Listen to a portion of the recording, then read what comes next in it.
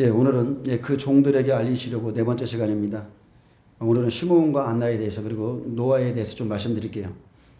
시므온은 주의 그리스도를 보기 전에는 죽지 아니하리라는 성령의 지시를 받은 사람입니다. 네가 죽기 전에는 그리스도를 반드시 볼 것이다. 이 말씀을 받았어요.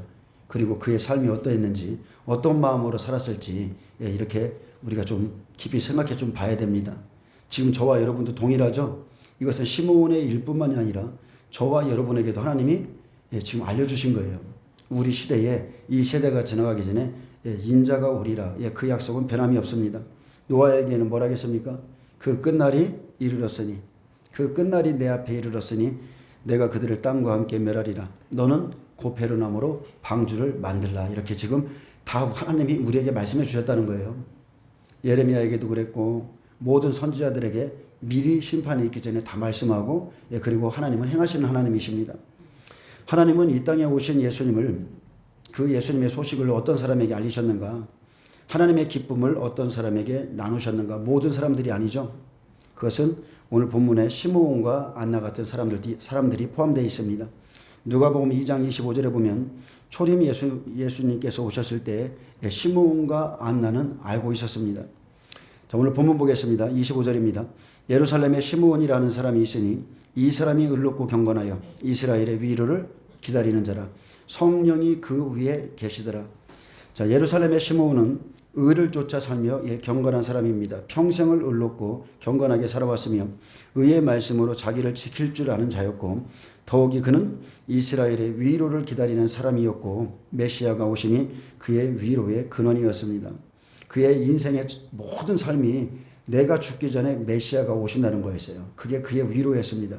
그를 통해서 예수 그리스도를 기다리는 삶이 어떠한지를 보여주고, 우리도 언제 재림하실지 알 수 없는 예수 그리스도를 기다리며 경건된 삶을 준비해야 됨을 보여주고 있습니다. 사가랴와 엘리사벳이 소개될 때처럼 여기에서도 의로움과 경건함이 강조되고 있는데, 자, 의로움은 헬라어 디카이오스입니다. 공정한, 정의롭다는 뜻이고 하나님에 대한 의무를 충실히 이행하는 사람을 의미합니다. 무엇보다 신앙생활에 가장 중요한 것은 하나님과의 관계죠. 관계 속에서 하나님이 우리에게 자신의 의를 우리에게 입혀주시는 겁니다. 또 경건하여는 헬라어 율라베스입니다. 경건함, 독실함, 주의함, 신중함, 두려워하다, 경계하다 등의 뜻으로, 자, 율법의 요구를 충족시키기 위한 행동거지를 주의하는 독실한 유대인들을 지칭하는 말로 사용되었습니다. 하나님의 계명을 지키고자, 율례와 규례를 지키고자 행동거지를 주의하는 그런 유대인들을 지칭하는 말입니다. 이것만 봐도 시므온이 얼마나 율법을 공경하여 준수했는지를 알 수 있습니다. 그래서 예수님께서도 말씀하셨죠. 나의 계명을 지키는 자라야 나를 사랑하는 자니 그에게 가서 나를 계시해 줄 거라고 그랬어요. 말라기 선지자 이후 약 400년 동안 이스라엘에 참 선지자를 보내지 아니하셨기에 시므온은 이러한 영적 암흑기, 즉 침묵의 시대에 살면서도 메시아의 도래를 확신하고 끈기 있게 기다리는 믿음의 소유자였습니다. 그는 메시아가 오셔서 자기 민족 이스라엘을 회복시킬 것을 믿었습니다. 그처럼 우리도 눈앞에 보이는 시대의 타락, 불신, 그리고 그 성전의 모습, 교회의 타락에 휩쓸려 가지 않고요.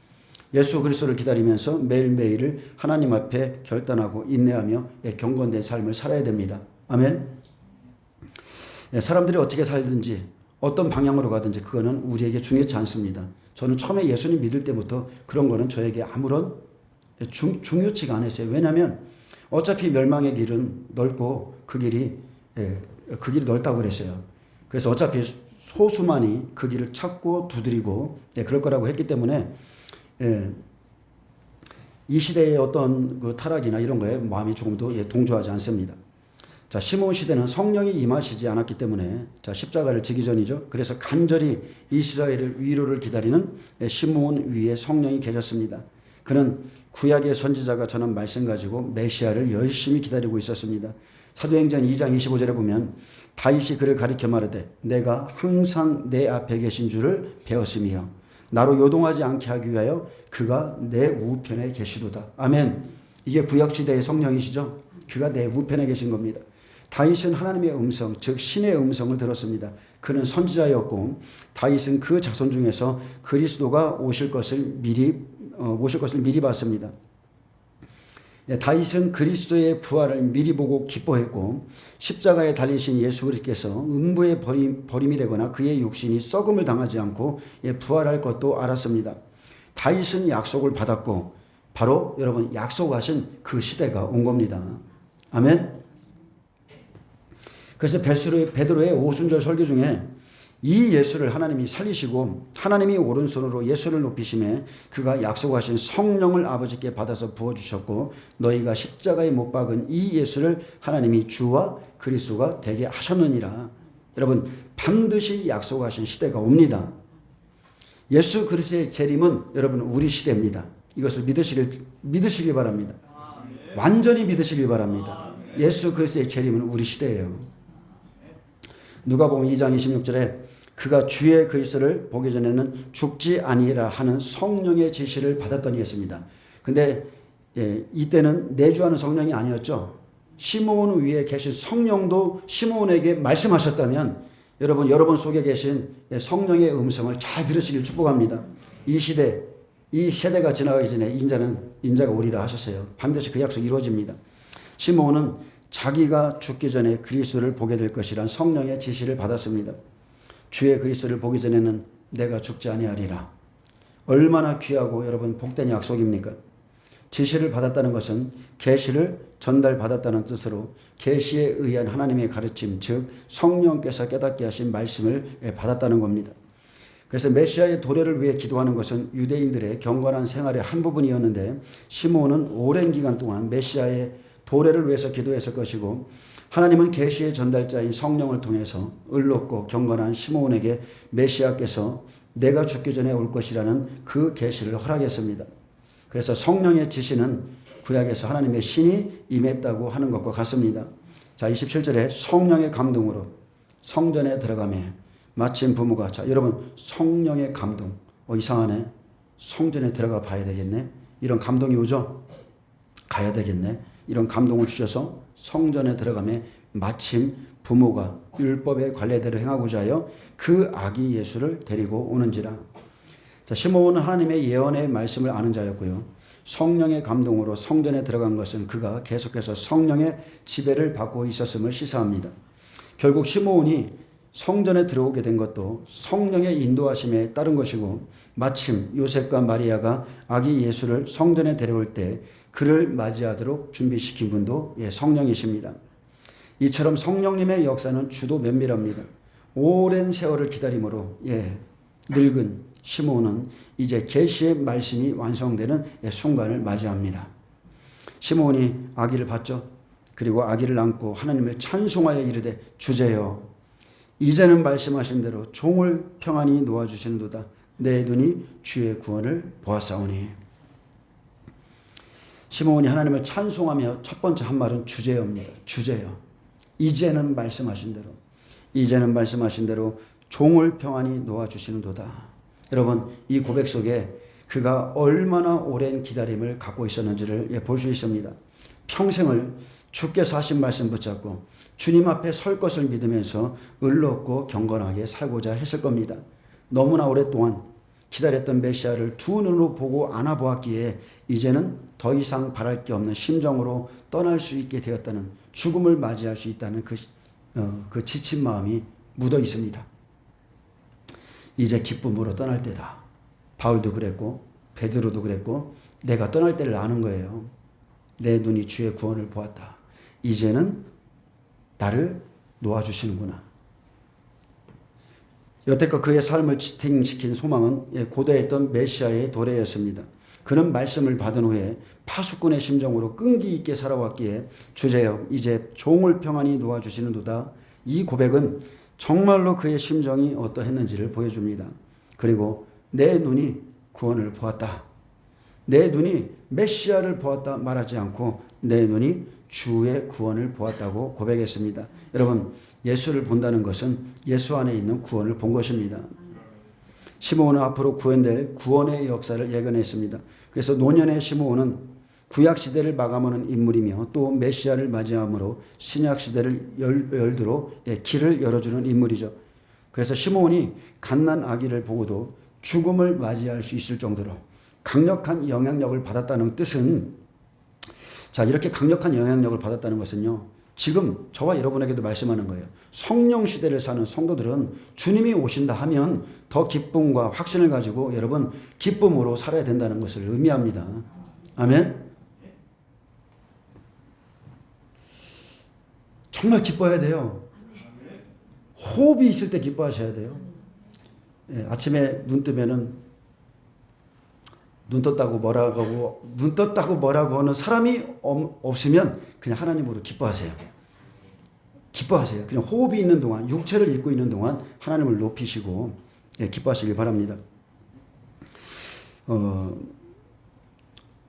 자, 율법의 전례대로 할례를 하기 위해서 온 8일 된 아기를 보고도 그가 곧 하나님의 아들임을, 아들의 자격으로 오신 예수님이심을 믿는 것은, 예수님이심을, 구원자이심을 아는 것은요, 그가 바로 하나님의 약속을 갖고 있었기 때문이죠. 그래서 오늘날도 약속을 믿으면 자, 잉태하는 것이고요. 여러분이 말씀대로 살면 해산하는 것이고 그리스도의 몸을 닮아가는 것입니다. 그래서 어느 시대이든지 의롭고 경건한 자들에게는 하나님의 약속의 말씀을 알게 합니다. 하나님의 뜻을 반드시 가르쳐 줍니다. 31절, 이는 만민 앞에 예비하신 것이요 이방을 비추는 빛이요 주의 백성 이스라엘의 영광이니이다.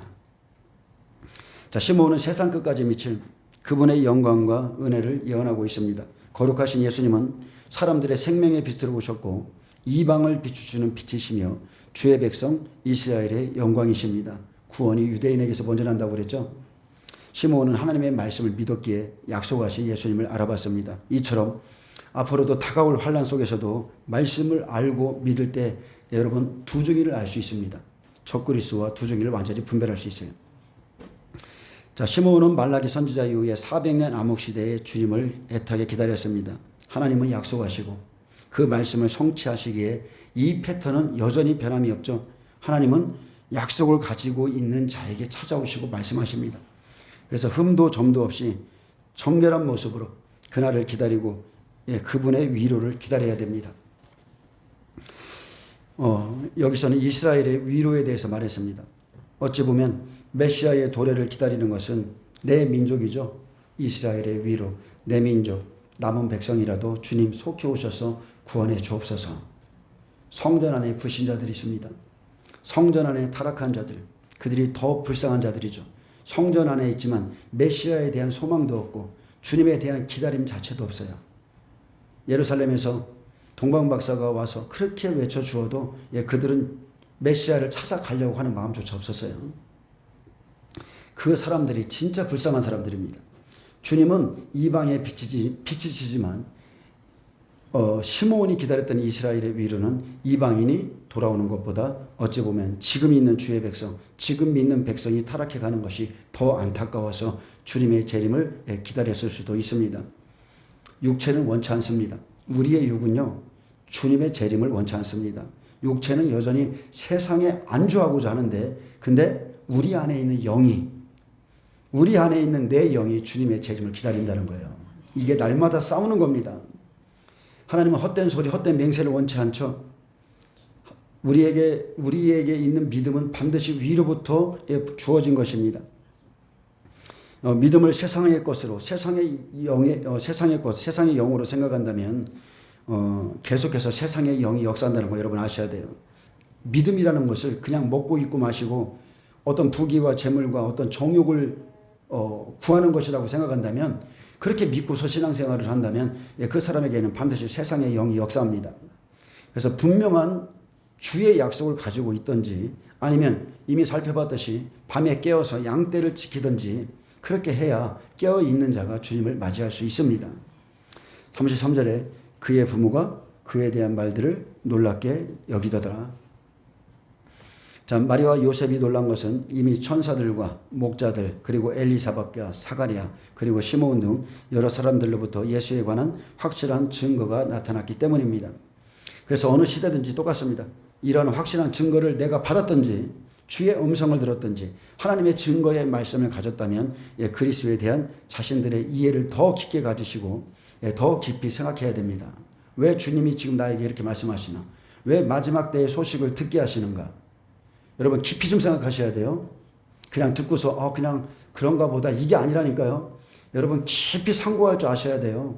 왜 나에게 이 말씀을 듣게 하셔서 이렇게 괴롭게 하는가? 그것은 하나님의 사랑입니다. 그리고 33절에는 그의 부모가 그에 대한 말들을 놀랍게 여겼지만 시므온이 34절에 이렇게 말합니다. 그들에게 축복하면서 그의 어머니 마리아에게 말하여 이르되 그랬습니다. 자, 여러분 계시의 말씀, 진리의 지식을 받은 자들은요 고난에 큰 싸움이 와요. 반드시 하나님의 은혜를 받으면 빛이 임하면 어둠이 찾아오게 되어 있습니다.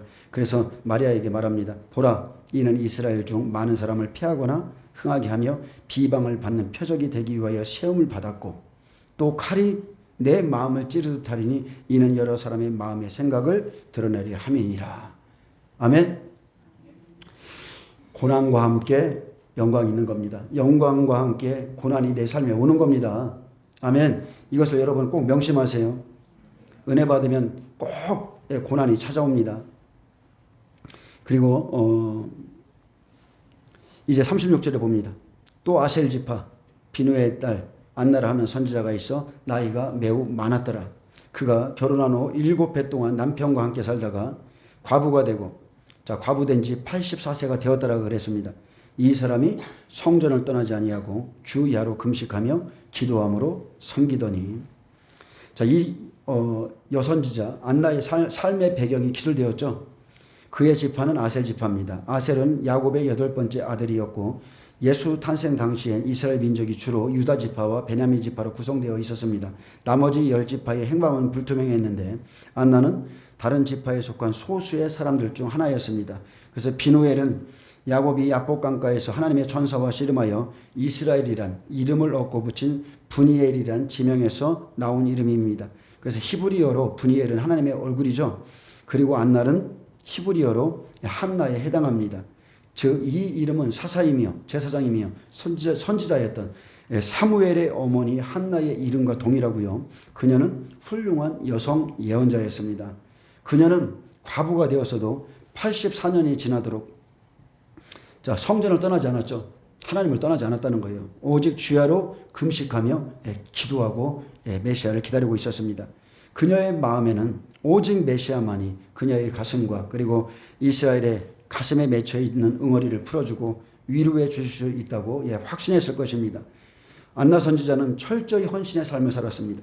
그녀의 삶의 아픔이 이스라엘의 소망인 메시아를 더욱더 대망하게 했을 것이기에 주야로 기도했던 여인임을 지금 보여줍니다. 남편과 7년밖에 안 살았어요. 근데 그 이후에 84년이나 오직 성전을 떠나지 않고 주야로 금식하면서 하나님만 바랐다는 거예요. 당시 유대 사이의 좋은 풍습은요, 14세, 14살을 전후로 결혼했기 때문에 남편과 7년 살고 과부된 지 84년 동안 성전을 떠나지 않았다면 안나 선지자의 나이는 약 105세쯤이면 됩니다. 지금 현재 105세예요.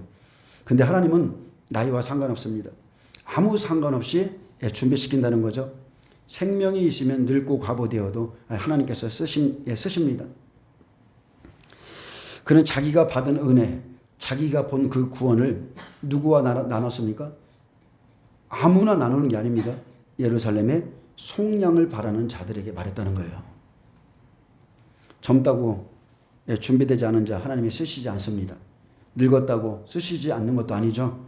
그래서 하나님의 약속을 알고 주를 경외하는 자라면 어느 시대든지 하나님이 다 들어서 쓰십니다.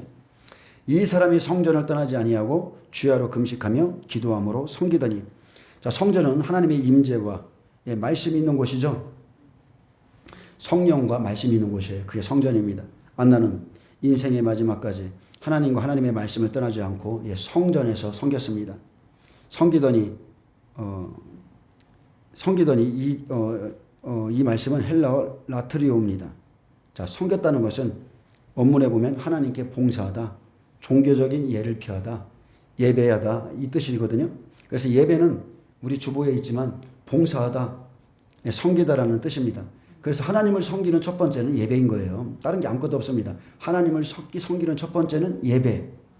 구원받은 백성이 그 구원의 은혜에 감격해서 날마다 모여서 하나님을 예배하는 것이죠. 그래서 하나님을 섬기는 첫 번째가 여러분 예배인 것을 꼭 믿으시길 바랍니다. 금식이 또 나옵니다. 금식은 자기의 죄와 허물을 알리고 하나님께 알리고 마음을 스스로 괴롭게 하는 날이죠. 세상과 짝하지 아니하고 오락을 즐기지 아니하고 논쟁하거나 다투거나 구타하지도 아니하고 혈과 육으로 살지 않는 그 시간이 금식입니다.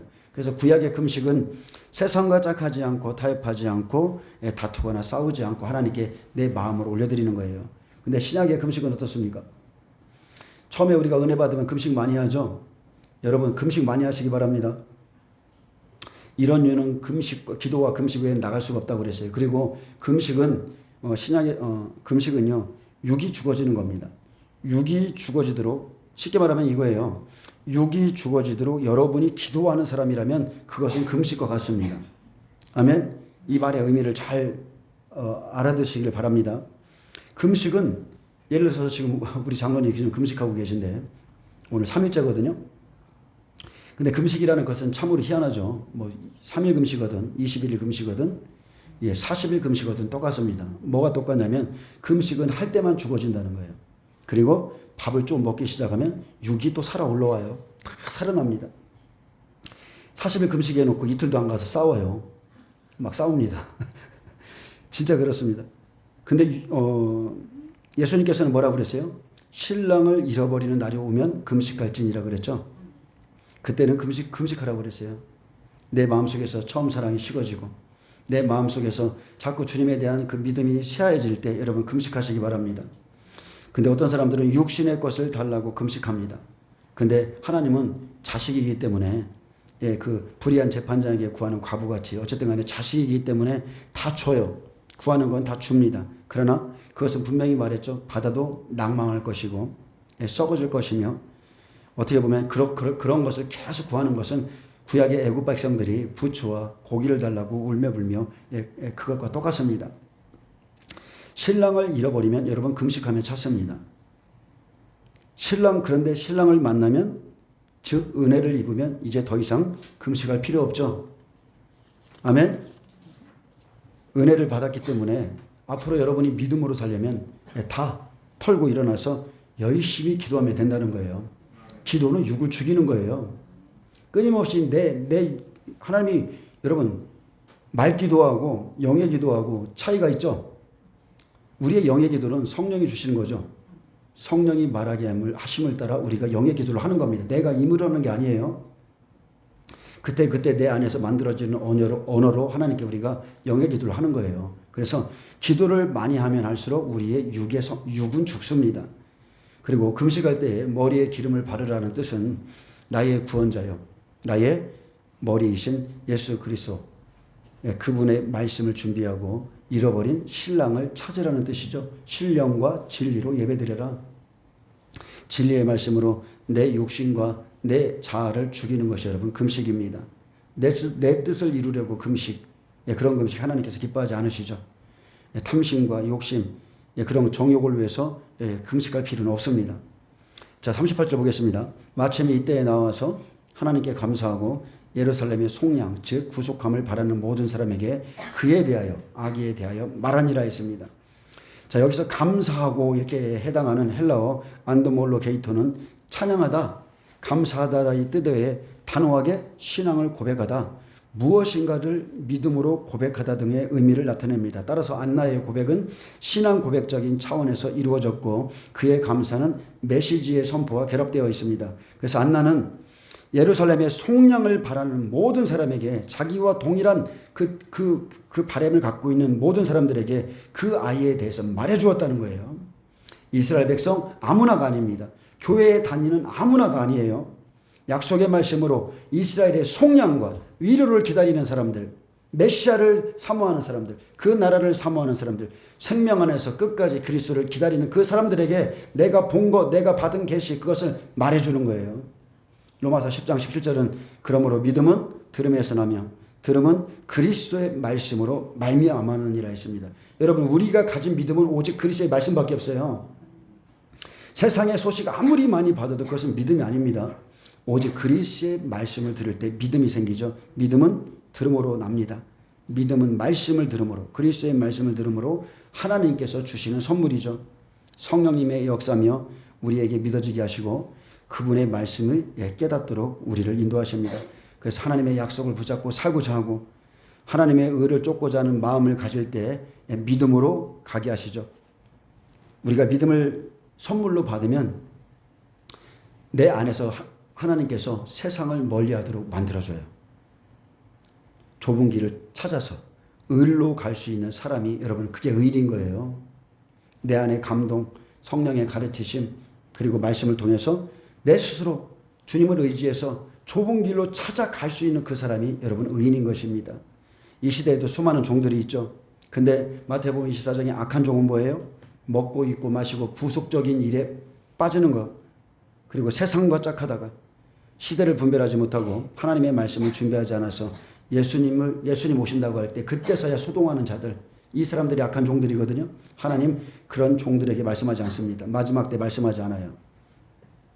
하나님은 겉사람 보지 않습니다. 사람의 마음 안에 있는 것, 심장과 폐부, 마음의 생각과 뜻, 하나님만이 아시기에 그 사람의 진실로 그리스도의 재림을 사모하는가, 입으로만 하는가, 다 아시죠? 눈에 보이지 않지만 마음으로 하나님의 약속을 사모하고 자기 백성들을 사랑할 줄 알고 말씀을 지켜 의롭게 살고, 그런 사람, 그런 성도, 그런 종들에게 하나님의 뜻, 마지막 때의 약속을 알게 하십니다. 창세기 6장에 보면 세상의 죄악이 관영했습니다. 창세기 7장 6절에는 노아는 홍수가 땅에 쏟아지는 600세까지 여전히 생명의 자식을 낳고 있었죠. 의를 전파했다는 거예요. 의를 끝까지, 홍수가 나는 날까지 의를 전파하고 짐승들을 끌어들이고 정결함과 부정함과 하나님 말씀대로 막 찾아서 끌어들이고 했다는 거예요. 120년입니다. 12제자, 120문도, 1만 2천 제자의 수가, 그 수가 차기까지 끝까지 복음 전했습니다. 하나님은 제자를 만들기 원하시는데 제자가 되기까지는 온전한 믿음을 준비해야 됩니다. 하나님의 약속을 가지면 약속이 우리를 끌고 갑니다. 말씀을 듣고 방주를 짓는 사람도 있고요. 그렇게 노아가 외치는 말씀을 듣고도 짓지 않는 사람이 있습니다. 그래서 하나님은 방주를 짓기까지, 의로운 자들이 방주를 짓기까지, 내가 제자로 준비되기까지 기다리지만, 자, 경고의 말씀을 의심하는 자는 눈으로 보고 아무리 응답의 말씀을 들어도 절대로 순종하지 않습니다. 그때나 지금이나 똑같습니다. 창세기 6장 1절에서 13절은 노아 때의 모습입니다. 노아는 누하의에서 유래된 말로, 노아의 뜻은 안식입니다. 위로, 이제 휴식의 뜻을 가진 이름인데 그가 이렇게 준비함으로 이 안식에 들어갔다는 거예요. 자, 창세기 6장은 마지막 때 타락한 모습을 보여주죠. 은혜 시대의 끝자락의 모습입니다. 그리고 죄악이 관영할 때입니다. 마태복음 24장 38절에 홍수전에 노아가 방주에 들어가던 날까지입니다. 사람들이 먹고 마시고 장가들고 시집가고 있으면서 홍수가 나 그들을 다 멸하기까지도 깨닫지 못했는데 인자의 임함도 이와 같으리라 했습니다. 안 변합니다. 세상 사람들은 홍수가 나서 심판의 말씀이 응하는 그날까지도 여전히 먹고 마시고 장가들고 시집가고 그렇게 있다가 그렇게 주님을 맞이하게 될 겁니다. 종말에도 마찬가지죠. 구원받은 성도들이 심판이 임하는 날까지 깨닫지 못하고 여전히 의식주를 위해서 바쁘게 살아가다가 주님을 맞이하게 될 겁니다. 때가 분별되고 하나님의 그 경고의 나팔을 들었으면 방주를 지어야 되는데 주의 이름을 여전히 부르면서도 실상은 뭐예요? 말씀을 따라가지 않죠. 여전히 육신의 사욕을 쫓아 그렇게 살아간다는 거예요. 하나님의 백성들이. 그래서 노아 때도 마찬가지고, 노아 때와 같다고 그랬죠. 노아 때 반드시 하나님을 준비시켰습니다. 외쳐주게 했어요. 그리고 나서 때가 되면 심판하시는 거죠. 근데 창세기 6장 8절에 그러나 노아는 여호와께 은혜를 입었더라 했습니다. 우리는 믿음으로 구원받습니다. 구원받는 것은 우리의 공로가 아예 없어요. 그러나 은혜를 입은 자만이 하나님의 말씀에 순종할 수 있는 겁니다. 은혜는 순종하게 해요. 하나님의 은혜 받았다 하면서 하나님의 말씀에 순종하지 않는다. 그건 있을 수가 없는 겁니다. 자, 창세기 6장 1절 좀 피시겠습니다. 창세기 6장 1절.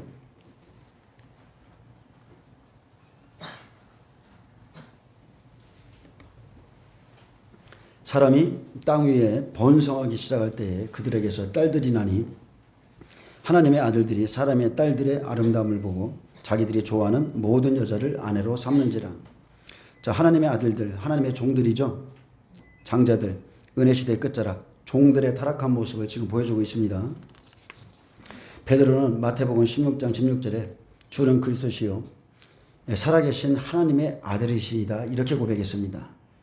그리고 예수님은 바위나 시몬아 내가 복이 있다. 이를 알게 하니는 혈육이 아니라 하늘에 계신 내 아버지라고 그랬어요. 그래서 믿음의 집이라는 것은요. 아버지께서 깨닫게 하신 계시로 말미암아 그 신앙 고백 위에 여러분 세워지는 겁니다. 그게 믿음의 터예요. 그게 온전한 믿음의 집입니다. 그러면 무슨 일이 일어나요? 언제부터인가? 예수님만이 내 삶의 중심이 되고 내 주인이 되어서 어디든지 따라가는 그런 신앙생활이 시작됩니다. 그러면 결국 어떻게 됩니까? 예수님만 따라가면 좁은 문, 좁은 길. 그 길로 인도받는 거예요. 언제나 육체의 평안, 안녕을 쫓는 그런 종교인들과는 그런 생활과는 완전히 다르죠. 종교인들은 절대로 좁은 문, 좁은 길 안 들어갑니다. 교회 안엔 육적 성도, 영적 성도가 있고요. 육의 사람, 영의 사람이 교회 안에 있습니다. 창세기 6장 1절에서 7절은 하나님께서 땅 위에 사람 지으셨음을 한탄할 정도로 타락한 교회와 성도들의 모습을 보여주고 있습니다.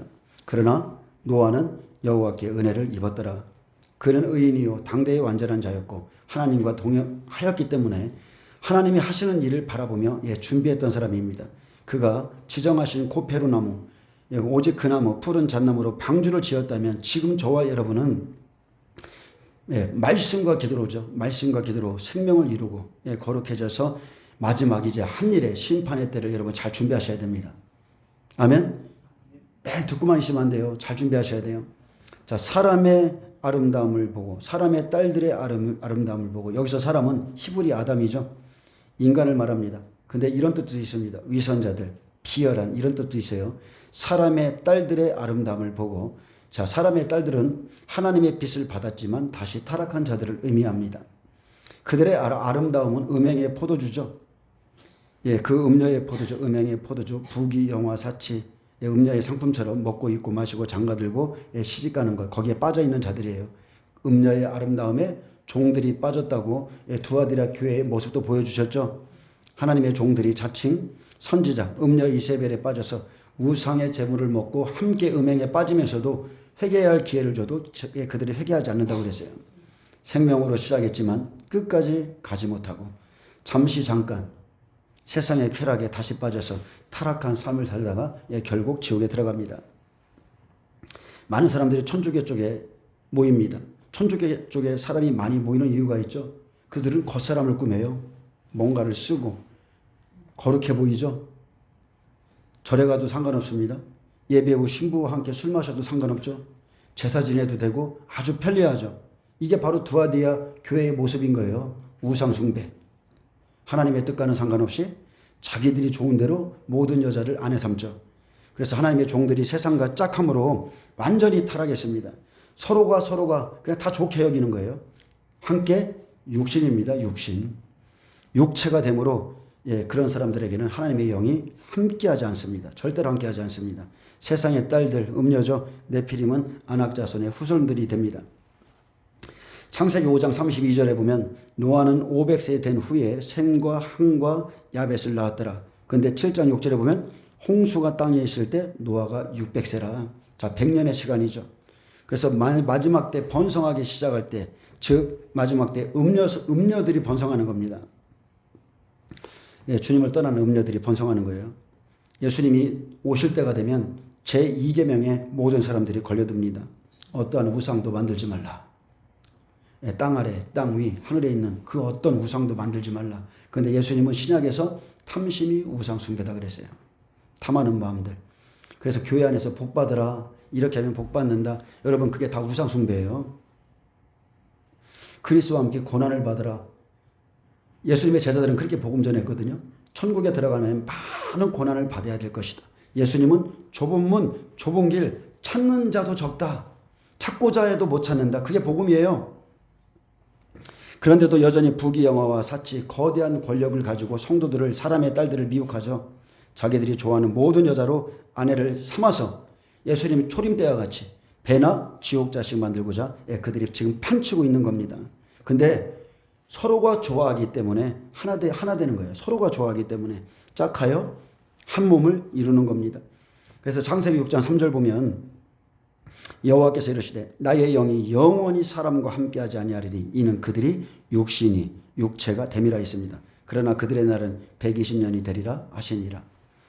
나의 영이 영원히 사람과 함께하지 아니라 어떤 사람이요? 육체가 된 사람과 함께하지 아니라 그들이 육체가 됨으로 처음 사랑을 버림으로 그 구속의 은혜를 버림으로 촛대를 옮기시죠. 성령이 옮겨갑니다. 계시록 2장 5절에 우리 시대죠. 그러므로 어디서 떨어졌는지를 생각하고 회개하여 처음 행위를 가지라. 만일 그리하지 아니하고 회개하지 아니하면 내가 내게 가서 내 촛대 성령을 그 자리에서 옮기리라고 그랬어요. 육신으로 사는 자, 육으로 사는 자와 하나님은 함께하지 않습니다. 수많은 사람들이 성령으로 시작했다가 육체로 마칩니다. 육체가 원하는 대로 살지 말고 여러분 어떻게 해서든지 영으로 살려고 힘쓰고 애써야 돼요. 그래서 쉬지 말고 기도하라. 기도하라는 거예요. 예수를 믿고도 변화되지 않는 내 모습, 내 성품, 내 육의 소욕들, 여전히 세상을 사랑하는 것, 내 자아와 내 가슴을 보면서 슬피 울며 볼 줄 아는 것은 기도밖에 없습니다. 말씀과 기도밖에 없어요. 창세기의 계획, 계시록과 같죠. 육신이 되면 하나님이 영이 떠나시듯 촛대를 옮기면 성령이 떠나시는 겁니다. 똑같습니다.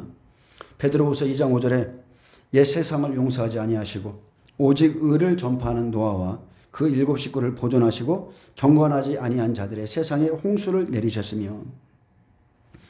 자, 심판에 대한 계시를 받은 노아가 한 일은 오직 의를 전파했다는 거예요.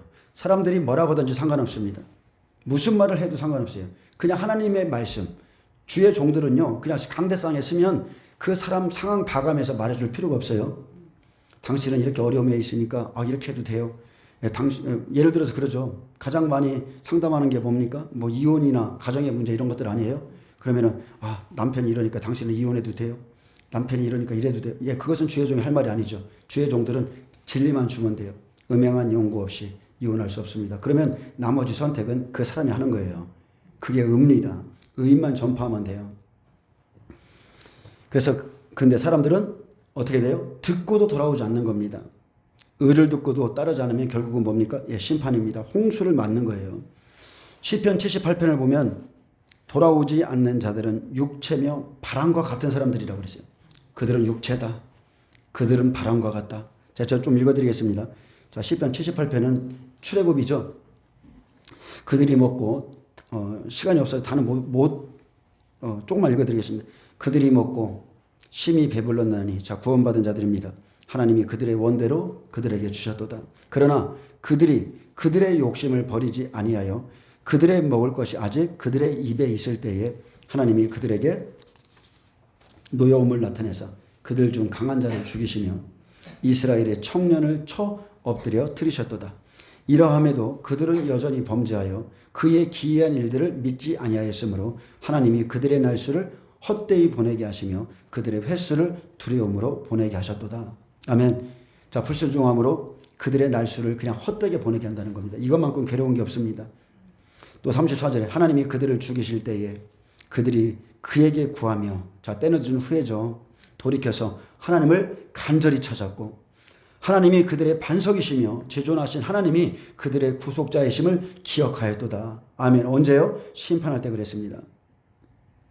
하나님이 그들을 죽이실 때 구속보다 중요한 게 없구나.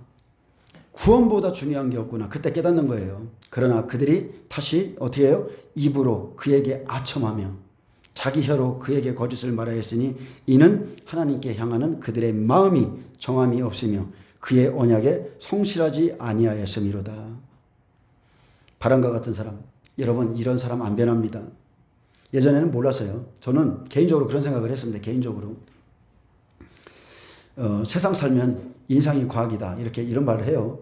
얼굴은 과학이, 맞나요? 인상은 과학이다? 네, 그런 얘기 합니다. 근데 예수 믿고는 저는 그런 거는 개의치 않거든요. 하나님은 누구든지 다 바꿀 수 있으니까. 아멘? 근데 사람 잘 안 바뀌어요. 사람 잘 안 바뀝니다. 진짜 은혜를 받을 때는 싹 바뀌는 것 같은데 그 본성이 있어요. 본성, 희한한 본성이 있어요. 본성으로 자꾸 돌아가려고 그래요. 사람 잘 안 바뀌더라고요. 그래서 정말로 뜨겁게 불을 받지 않는 한 사람은 고치기가 진짜 힘들어요. 예, 이런 사람들을 잘 변치 않습니다. 마음에 정함도 없고 언약에 성실함도 없는 사람들. 하나님의 그 놀라운 기적, 이적, 표적, 그 구원을 보고도 변함이 없어요. 근데 창세기 2장은 뭐라고 합니까? 2장 9절에 땅에서 안개만 올라왔다고 그랬죠. 안개 같은 사람들. 아직 아담의 뼈, 그 생명이 그 안에 없는 사람들. 안개 같은 인생은요, 딱 하나입니다. 해가 뜨면 사라지는 거예요. 38절에는 오직 하나님은 긍휼하심으로 죄악을 덮어주시어 멸망시키지 아니하시고 그의 진노를 여러 번 돌이키시며, 이게 우리 하나님이십니다. 끊임없이 회개할 기회를 주시고 여전히 참고 기다리시죠. 그의 모든 분을 다 쏟아내지 아니하셨으니 그들은 육체이며, 그랬어요. 그들은 육체뿐이라 가고 다시 돌아오지 못하는 바람임을 기억하셨습니다. 이게 우리 하나님의 마음입니다. 믿는 자들이 하나님의 말씀에 정함이 없고 말씀에 묶이지 않는 거죠. 그분의 언약에 성실하지 않는 것은 딱 하나입니다. 여전히 그들이 육체로 살고 있기 때문입니다. 육체로 사는 사람들은요, 하나님의 일을 알 수도 없고요, 하나님의 말씀을 따를 수도 없습니다. 고린도전서 2장 14절에 보면 육에 속한 사람은 이렇게 돼 있죠. 그래서 여기에 육이라는 것은 다른 게 아니에요. 세속적인 사람, 자연 그대로의 사람, 본성을 따르는 사람, 그냥 감각적인 사람을 육에 속한 사람이라고 그렇게 돼 있더라고요.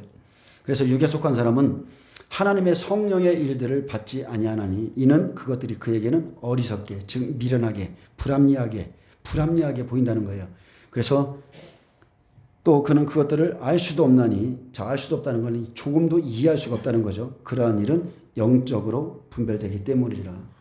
비육체적으로 분별된다는 거죠. 분별한다는 것은 판단하다, 조사하다, 시험하다. 그래서 영적으로만 알 수 있는 것들이 있다는 거죠. 그래서 우리가 육체로 살아서 하나님을 만나지 못하는 이유는 그가 여전히 육체로 살고 바람이기 때문이라 그렇습니다. 아멘. 그들은 징계를 받아도 똑같고 때려도 돌이킬 마음도 없습니다. 왜요? 육에 속했기 때문에. 근데 야고보서 1장 6절은 말합니다. 오직 믿음으로 구하고, 자, 무엇을 믿음으로 구해요? 지혜를 구하라는 거예요. 지혜, 예수 그리스도, 그분의 말씀, 그분의 계시를 구하라는 거죠. 오직 믿음으로 구하고 조금도 의심하지 말라. 의심하는 자는 마치 바람에 밀려 요동하는 바닷물개 같으니 이런 사람은 무엇이든지 죽게 얻기를 생각하지 말라. 두 마음을 품어 모든 일에 정함이 없는 자로다. 여러분, 진리를 한번 받았으면 조금 더 흔들리지 마시고 딱 붙잡으시길 축복합니다. 계시록 6장 11절에도 보면요, 각각 그들에게, 자, 낙원에 있는 자들이죠, 흰 두루마리를 주시며 이르시되 아직 잠시 동안 쉬되 그들의 종들과 형제들도 자기처럼 죽임을 당하여 그 수가 차기까지 하라 하시더라. 똑같습니다. 마지막 때도 그 수가 차기까지 하라. 기다리라. 12제자 120문도 12,000 방주 짓고 제자 만드는 시간, 그 수가 이방인의 충만한 수가 차는 시간, 그리고 낙원에서 부활을 기다리며 탄원하고 신원하는 자들에게 약속하시죠.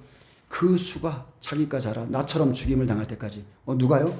마지막 100배 두 중인 장자들이 죽임을 당할 그 시간까지 하나님께서 정하신 그 수, 그 숫자, 그 시간까지 기다려, 하나님은 끝까지 기다려 주시는 거예요. 끝까지. 아멘? 이해되십니까? 1335일까지는 구원의 시간이 있기 때문에 끝까지 기다려 주신 하나님. 그래서 창세기 6, 7장은 계기이고요. 계시록이 시작되면 1장부터 22절은 이제는 실체입니다. 실체. 마지막 출애굽의 실체. 창세기 6장 4절은 당시의 땅에는 네피림이 있었고 그 후에도 하나님의 아들들이, 자, 하나님의 아들은 히브리서 벤입니다. 장자, 가문을 세우는 자들. 자, 사람의 딸들에게로 들어와 자식을 낳았으니 그들은 용사라. 고대에 명성이 있는 유명한 사람들이었더라. 자, 이 사람은 마지막 시대로 비추면 적그리스도죠. 가나안 종복대의 안악자손들 네피림 다 이방인에게서 나오는 겁니다. 창세기 10장 8절에 보면 구스가 또 니므롯을 낳았으니 그는 세상의 첫 용사라. 그가 여호와 앞에 용감한 사냥꾼. 근데 다른 번역본은 특이한 사냥꾼이라고 되어 있어요. 특이한 사냥꾼이 되었으므로 속담에 이르기를 아몬은 여호와 앞에 니무롯같이 용감한 사냥꾼이로다 하더라. 그의 나라. 자, 이 용감한 사냥꾼, 특이한 사냥꾼의 나라가 어디예요? 시날 땅의 바벨이죠. 바벨, 혼돈, 마지막 바벨론을 의미하죠. 그래서 그의 나라는 시날 땅의 바벨과 에렉과 아깝과 갈레에서 시작되었으며 그랬습니다. 니무롯은 세상의 첫 용사라고 그랬어요. 적그리스도. 이런 때가 되면 이제 종말이 가까워 왔다는 거예요. 그가 여호와 앞에 특이한 사냥꾼이 된 것은 다른 게 아닙니다. 영혼 사냥꾼이기 때문에 그렇습니다. 여기 용감한은 히브리서 깃보르인데 강력한 폭군, 우두머리, 거인, 힘센 용감한 사람이지만 그는 특이한 사냥꾼, 영혼 사냥꾼입니다. 창세기 6장 5절 여호와께서 사람의 죄악이 세상에 가득함과 그의 마음으로 생각하는 모든 계획이 항상 악할 뿐임을 보시고. 자, 하나님께서는 세상의 죄악이 관영함을 봤습니다. 각종 죄악입니다. 세상에 완전히 죄악이 가득 찼어요. 이방인은 레위기 11장에 네 발과 달린 짐승과 같다고 그랬습니다. 짐승은 다른 게 아니죠. 짐승은 사람인데 빛이 들어가야 성경에서는 사람이라고 말합니다. 깨닫지 못하는 자는 멸망하는 짐승 같습니다. 세상에 죄악이 가득해도 깨닫지 못하는 사람들, 여전히 재물과 정욕에 묶여서 붙잡혀서 그 마음으로 생각하는 모든 계획이 항상 악한 사람들, 하나님의 영광을 위해서 사람을 지었지만 자기 계획을 이루고자 해서 끝까지 하나님의 계획을 무시하는 사람들. 빌립보서 2장 21절에 말합니다. 그들이 다 자기 일을 구하고 그리스도 예수의 일을 구하지 아니하되. 지금 우리는 누구의 일을 구하며 사는가? 대부분의 사람들은 다 자기 일을 구합니다. 하나님의 뜻이 지금 이것이라고 알려줘도 여전히 다 자기 사업, 자기 밭에 가는 거예요. 6절입니다. 창세기 6장 6절. 땅 위에 사람 지으셨음을 한탄하사 마음에 근심하시고. 한탄은 히브리어 나음인데 하나님의 마음을 나타내죠. 한숨을 쉬다. 강하게 너무 답답해서 숨 쉬다. 동정하다, 위로하다, 근심하다, 후회하다, 스스로를 답답해서 위로시키고 안심시키다. 그것이 한탄인 겁니다. 그리고 7절에 이르시되 내가 창조한 사람을 내가 지면에서 쓸어버리되. 자, 심판이죠. 작정하십니다. 사람으로부터 가축과 기는 것과 공중의 새까지 그리하리니 이는 내가 그것들을 지었음을 한탄함이라 하시니라. 그러나 노아는 여호와께 은혜를 입었더라. 저와 여러분이 이렇게 되길 축복합니다. 노아처럼 은혜를 입어야 돼요. 그 시대에 하나님의 뜻을 알고 따라가는 자, 그 사람은 은혜에 입습니다. 생명을 준비하고 있는 자 반드시 은혜에 입습니다. 한탄이 나오는 이러한 세상에서, 하나님이 한탄하는 이 세상에서 그냥 끝까지 말씀 붙잡고 의롭고 경건하게 살고자 하면 하나님이 그 사람에게 은혜를 주어서 그냥 이끌어 가시는 거예요. 다른 게 없습니다. 창세기 6장 9절에 이것이 노아의 족본이라. 노아는 의인이요 당대의 완전한 자라. 하나님께서 노아의 믿음을 인정했습니다. 그가 하나님과 동행하였으며.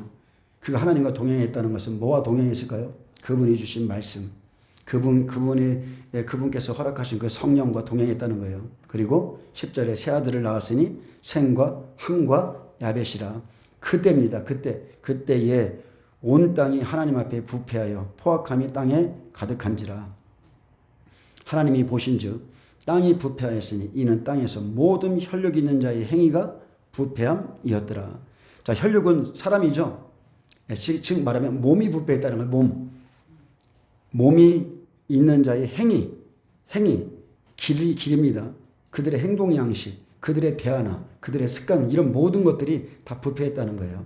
하나님이 노아에게 이르시되 모든 혈육 있는 자의 포악함이 땅에 가득하므로 그 끝날이 내 앞에 이르렀으므로 내가 그들을 땅과 함께 멸하리라.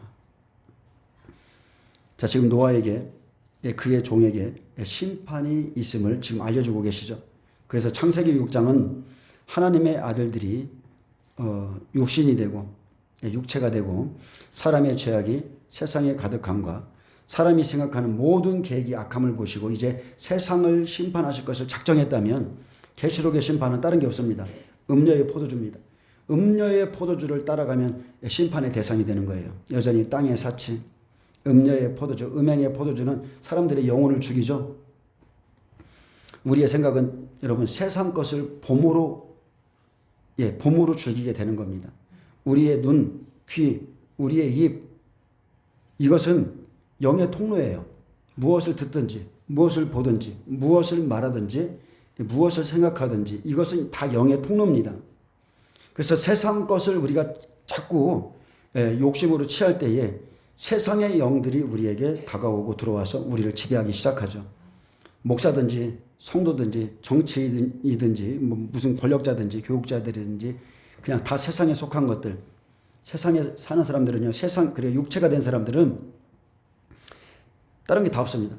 다 그들이 넘어지는 이유는 다 똑같아요. 부정한 재물, 땅의 사치, 음행 이런 것 때문에 다 그냥 떨어져 나가는 겁니다.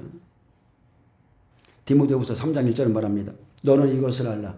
말세입니다. 고통하는 때가 이르러 사람들이 첫 번째가 자기 사랑이죠. 자기를 사랑하고 두 번째 돈을 사랑하고 그리고 자랑합니다. 교만하고 비방하며 이렇게 등등등 나오는데 이게 말세에 고통하는 때의 사람의 모습이죠. 자기 사랑이 너무 강하죠. 그래서 나 외에는 나라가 망하든지 흥하든지 아예 상관이 없어요. 남북전쟁이 일어난다니까 나라를 지킬 생각을 안 하고 이민을 가요. 자기 사랑만 있는 거예요. 누군가 예언했죠. 예전에 남북전쟁이 일어난다고. 남자도 그렇고 여자도 전도사도 그렇고. 그랬더니 다 외국으로 나가는 거예요. 그런 사람들이 그 말이나 됩니까? 그냥 자기 사랑 때문에 여전히 먹고 마시고 그냥 편한 것만 생각하는 거예요. 나밖에 없는 거예요. 나 외에는 나라가 어떻게 되든지 교회가 어떻게 되든지 내 믿음의 형제들이 어떤 형편에 있는지 아무 관심이 없어요.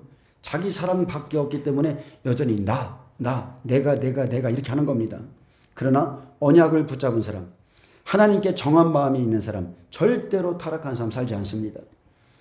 여러분 생각해 보세요. 내가 육신인데 육으로 사는데 육신이 되었는데 무슨 성령의 역사가 일어납니까?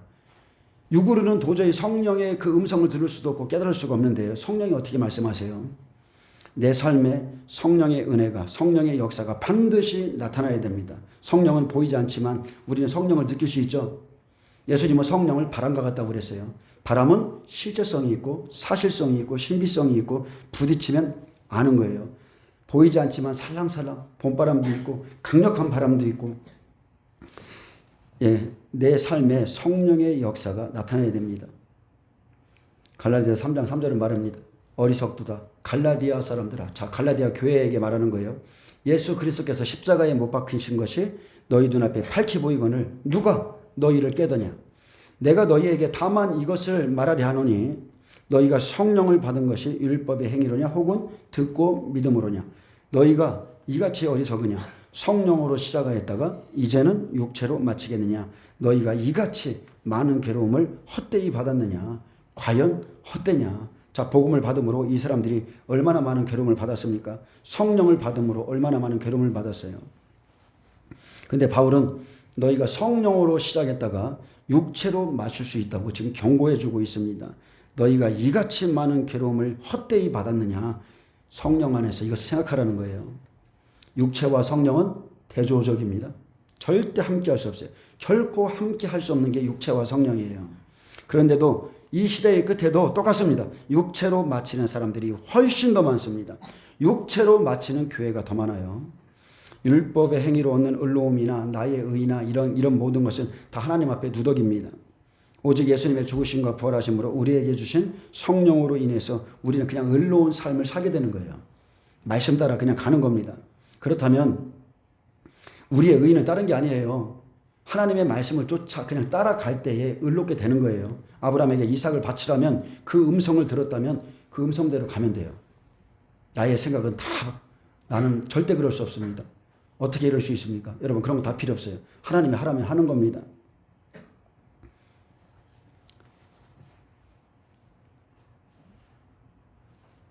그렇다면 이제 저와 여러분은 육체를 따르는 삶을 포기하셔야 됩니다. 그리고 성령을 따르는 삶을 사셔야 돼요. 육체는 심판을 기다립니다. 그래서 여러분은 반드시 은혜의 삶을 사셔야 되고 오직 성령이라고 그랬어요. 오직 성령을 의지하시길 축복합니다. 복음대로 복음의 진리를 가지고 살 때 그때서야 거룩한 삶을 살 수 있어요. 거룩해지는 것은 딱 두 가지밖에 없습니다. 오직 말씀과 기도로 거룩해진다고 그랬어요. 그래서 하나님의 아들과 딸들이 바른 복음을 떠날 때 그리스도의 십자가에서 하나님의 은혜에서 떨어지는 겁니다. 진리에서 비진리를 자꾸 믿기 시작하고 그러면 하나님의 은혜에서 떨어져요. 십자가 사랑도 희미해지고 그래서 오직 십자가의 은혜와 능력으로 사는 것은 은혜의 성령을 따라 살 때뿐입니다. 아멘. 저와 여러분은요. 나도 성령으로 시작했다가 육체로 마칠 수가 있겠구나. 나도 잘못하면 이렇게 처음 사랑을 잃어버리고 그냥 종교생활 하다가 육체로 마칠 수가 있겠구나. 우리도 두려워하는 마음 가져야 돼요. 그 시대 노아는요. 끝까지 약속을 믿고 하나님과 동행했습니다. 그래서 마지막 때 일을 노아 홍수를 통해서 지금 예언하고 있고 인자의 임함도 노아의 때와 같다 하셨기 때문에 지금 사람들의 행위가 부패한 이 시대에 종과 성도들이죠. 교회가 부패한 이 시대에 저와 여러분은 말씀을 붙잡고 깨워서 끝까지 기도하셔야 됩니다. 그래서 노아의 때와 같이 심판이 이르는 그날까지 이 세상의 노역 먹고 입고 마시고죠. 장가 들고 시집가고 그것은 노역과 같습니다. 그렇게 육으로만 살려고 하지 말고 의인 노아를 들어서 심판의 때를 외쳐주었듯 지금 이 시대에 계시록의 말씀을 통해서 심판을 외칠 때에 그 말씀의 경고를 받아 여러분 방주 지으셔야 돼요. 마지막 때 있을 일에 대한 대비가 여러분에게 필요합니다. 주님은 분명히 말씀했습니다. 무화과나무의 비유를 배우라. 노아의 때와 같이 인자의 임함도 그러하리라. 예수님은 약속하신 말씀대로 오십니다. 곧 오십니다.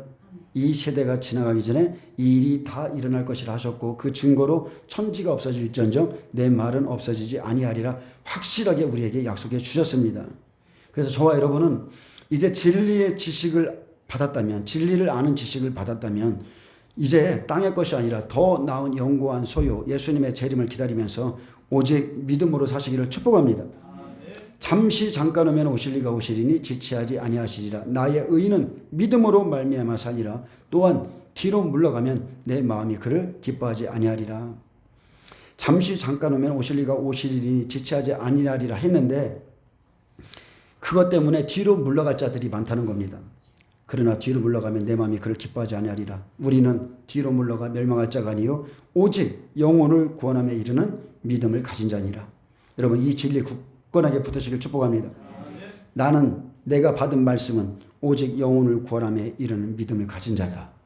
나는 이 믿음을 갖고 있다. 예수님은 분명히 말씀했습니다. 마태복음 7장 13절에 좁은 문으로 들어가라.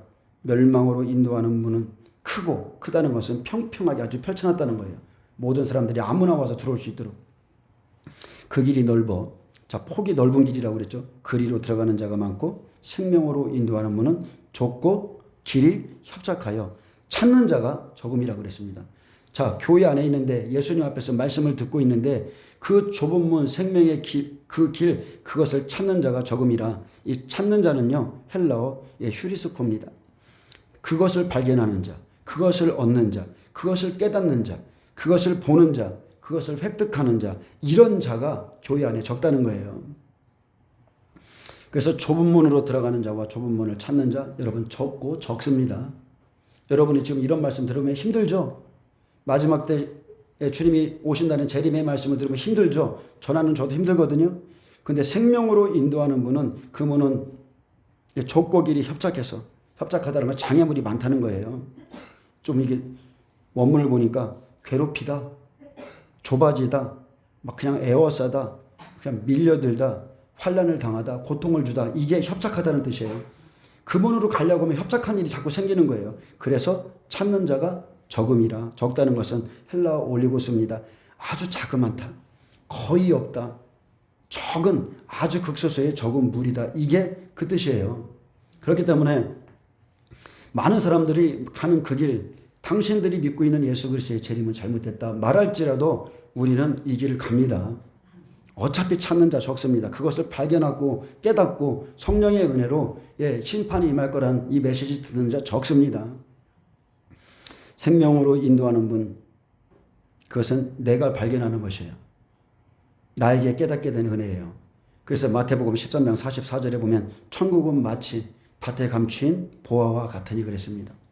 사람이 이를 발견한 후, 이 발견한 후가 찾는 자라는 뜻이에요. 똑같습니다. 헬라어 휴리스코.